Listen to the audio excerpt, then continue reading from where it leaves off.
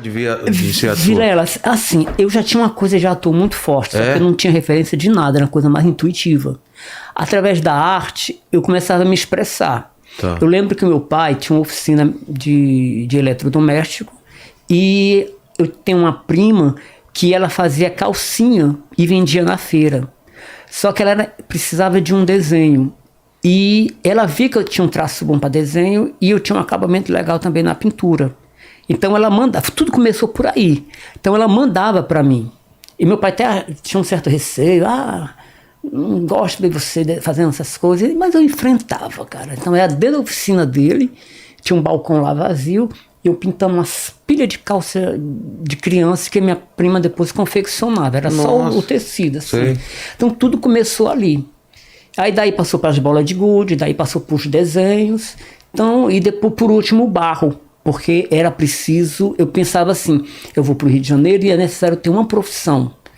E eu tirei minha carteira de artesão. Aí eu fui lá no centro que era Mas lá você já tinha vontade de atuar? Tinha. Mas mesmo sendo tímido, você se via no palco? Que doido, tá? cara, Olha, isso. Que doido isso. Ó, o meu primeiro teste que eu fiz era até em cima de uma peça do Plínio Marcos, que era o Abajur Lilás, que ele nem liberou pra gente. E aí o cara lá, ele adaptou um texto em cima do conteúdo do roteiro da peça. E eu fui lá fazer o teste e o cara, esse cara é muito tímido, ele não vai conseguir, não. Nossa. O cara me botou ali, bicho, eu, surpreendi todo mundo. É mesmo? Porque na hora eu não tenho nem medo de morrer. Sabe, eu acho que toda a minha timidez eu extrapolo lá. Quer dizer, eu me destaquei pra caramba, eu me tornei do elenco um dos principais, assim. Ele morria de medo que eu fosse embora por causa da minha performance. Aí aquilo te animou pra falar, pô, aí cara, dá pra fazer isso. Dá pra fazer. Não, é isso que eu quero, não tinha nem noção. Era isso que eu quero. É isso que eu quero. Aí eu fui pra um outro grupo que também eu tive um destaque, mas só mesmo pela experiência. Aí eu fiz isso antes de eu planejar com esse meu amigo vir pro Rio de Janeiro, nas condições que eu vim. E você pensou São Paulo ou Rio, ou você pensou direto no Rio? A princípio São Paulo. Mas depois eu pensei, São Paulo não tem mar. Eu pensei essas coisas. É mesmo? O mar que decidiu. Sim, São Paulo não tem mar, o Rio tem mar. Então acho que lá deve ter um astral. Acho que o sal faz com que as pessoas tenham uma coisa que o cearense tem, uma alegria, e não errei. São Paulo tem uma coisa mais sisuda, mais focada no trabalho. E o Rio de Janeiro tem uma coisa mais relax, sabe? Depois resolve isso. E Fortaleza também tem essa musicalidade. É mesmo? Então eu não tive muito choque, não. Quando eu conheci São Paulo, eu falei, nossa, realmente São Paulo, ele tem uma coisa mais aristocrata. E o Rio, Fortaleza, tem uma coisa mais bermuda, chinelo, Entendi. Areia de praia, cabelo esvoaçante. Você sentiu bem, então, quando você chegou no Rio? Sim. Foi tranquilo? Sim. Você viu na louca ou você tinha alguém? Eu vim na louca, vim na louca. Não conhecia ninguém? Não, eu pedi ajuda, assim, pedi um apoio com uns conhecidos meus que tinha aqui, mas, sei lá, acho que a responsabilidade, né, e a coisa de ser ator, pra eles era muito distante. Tiveram pessoas lá que falaram para mim que era mais fácil ela se tornar a primeira dama do estado do que eu fazer uma novela. Sério? Eu não entendi muito o que ela falou, não, mas eu absorvi aquilo como uma difícil. puxada de tapete, sabe? Assim, eu não confio em você, eu não acredito em você. Mas como eu nunca dei muito ouvido, assim, certas coisas que as pessoas falam, porque acho que quando a gente ouve o que as pessoas falam, a gente meio que se molda e deixa de ser a gente mesmo.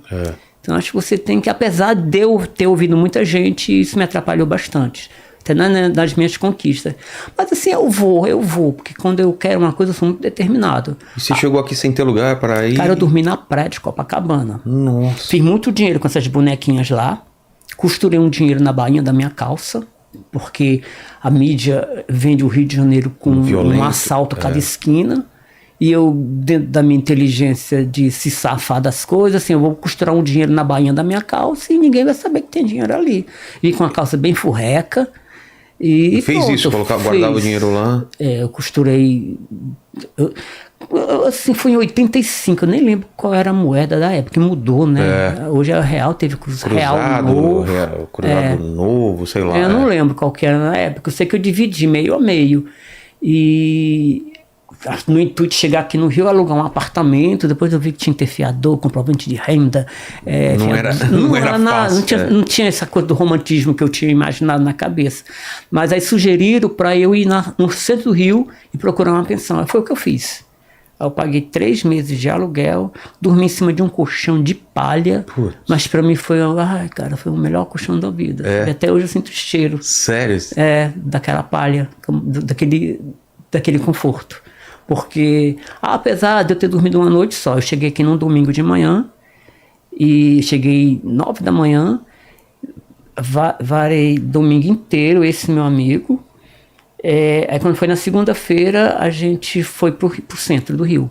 A gente saiu ali na estação da Uruguaiana e lá fomos, em busca de uma pensão. E foi de imediato, cara, foi de imediato que a gente conseguiu alugar. Um lugarzinho bacaninha. Foram 6 meses, eu já entrei na Martins Pena. E aí você falou que podia ser ruim, mas bem melhor que dormir na praia. Por isso que você falou, tô no céu, assim, na pensão. Porque assim, quando você chega no local sabendo que você não tem para onde ir, e você vem carregando uma mochila, aquilo, e foi verão, cheguei aqui dia 15 de dezembro. Calorzaço. Tava calorzaço. Eu lembro que quando eu cheguei lá, o Rio de Janeiro já é um espetáculo. Quando eu cheguei na praia de Copacabana, já tinha um balão da Champion, que era um relógio que trocava pulseira, uma coisa que eu nunca tinha visto na vida. Aquele troço gigante ali no meio da praia, já como uma atração. E tinha uma maquete também enorme da novela da época de sucesso, que era Roque Santeiro. E essa maquete eu tinha visto no Fantástico, em Fortaleza. Nossa! E eu tava vendo aquela maquete ali ao vivo e a cores. Então ali já estava acontecendo as coisas. E logo tempo depois de que eu cheguei nessa pensão, eu vi um take de uma gravação da filmagem do filme Lili Carabina, com a Beth Faria, ali na Rio Branco, Paula Toller, ali sentada, vendo lá sendo gravado, os efeitos acontecendo.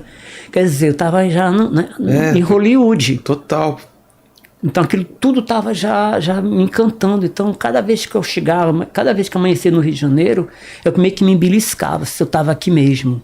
Cara, que legal. Porque o Rio de Janeiro, ele é muito bem vendido. Então tem um romantismo muito grande aqui na cidade do Rio de Janeiro. Eu não sei como é que é para essa geração de agora, mas para minha geração era uma coisa muito especial estar no Rio de Janeiro. Era um sonho estar aqui. Era um sonho a cidade do Rio de Janeiro em busca de um sonho que era aprender o ofício de ator. Porque eu cheguei a fazer algumas coisas em Fortaleza, mas tudo muito amador, era muito regional.